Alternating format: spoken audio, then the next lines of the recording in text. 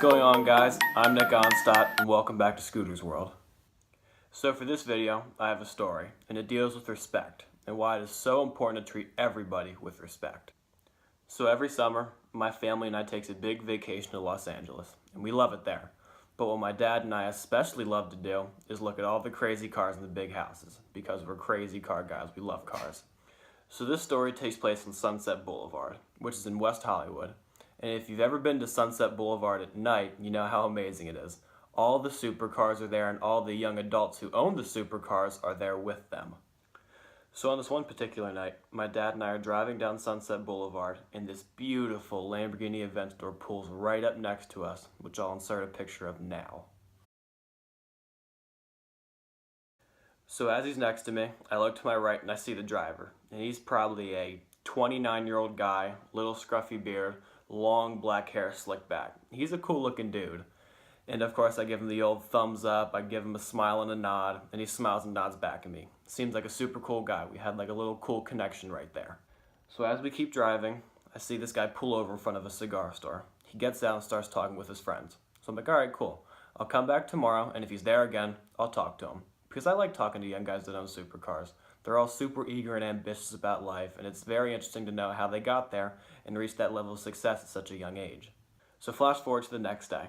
I come back to Sunset Boulevard, and I see this guy's car is parked out in front of the cigar store again. So I'm like, alright, cool, I'm going to go talk to this guy. So I get out of the car and start walking up the street. And as I get to his car, I notice that he's inside of it and he's on the phone. Now I don't want to interrupt him, so I walk around for about an hour and then I come back. And when I get back to his car, I notice that he is still on the phone. And I think to myself, I don't think this guy's getting off the phone anytime soon. So I'm just going to come back tomorrow and see if I get a chance to talk to him. So that's exactly what I did. I came back the next night, and again, he was still on his phone talking. And the same thing happened for the next 2 nights. So at this point, it's my last night in LA, and I really want to talk to this guy. So I go back to Sunset Boulevard, and yet again, his car is sitting outside of the cigar store. But this time he's not in the car. He's outside of the car on a bench, smoking a cigar with all of his friends. So I'm like, alright, I'm going to go buy a cigar too. So I go in the store, buy a cigar, and I sit down at the bench next to where they're sitting, and I start smoking it. At this point, I'm just kind of waiting for him to get up by himself, and I can go talk to him. So about an hour goes by of this guy talking with his friends, smoking a cigar. And eventually, I hear his phone ring. I'm like, oh God, this could be another hour before he gets off the phone.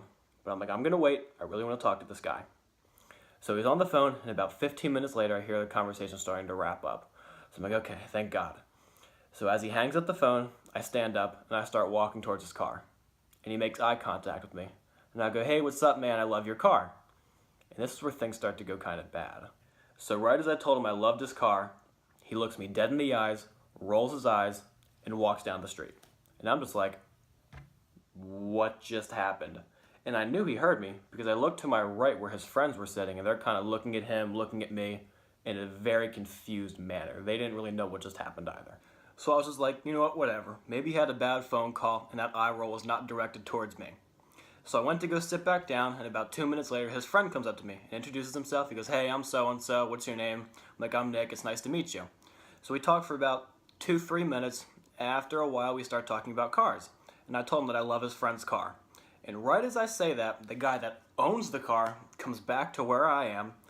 And right when he comes over, his friend goes, hey, we were just talking about your car. And what he does then is he looks at me, rolls his eyes again, and goes to sit back down, smoke a cigar, and have a casual conversation with his friends like nothing happened. So basically what happened in that story is I tried to go talk to this guy for 3 nights in a row, but he was always too busy. He was on the phone talking to someone. And the 4th night I try and see him where I can finally talk to him, he just completely blows me off. The moral of the story is that respect goes a long way, and everybody should be treated with it. Regardless of age or race, everybody should be treated with respect. All I wanted to do was just have a nice little conversation with this guy. Even if after I told him I loved his car and he just said thank you and walked away, I would have no issues with that. That would have been completely fine in my opinion. But not only did he roll his eyes once, but twice after I told him I loved his car. That was a completely disrespectful and immature thing for him to do.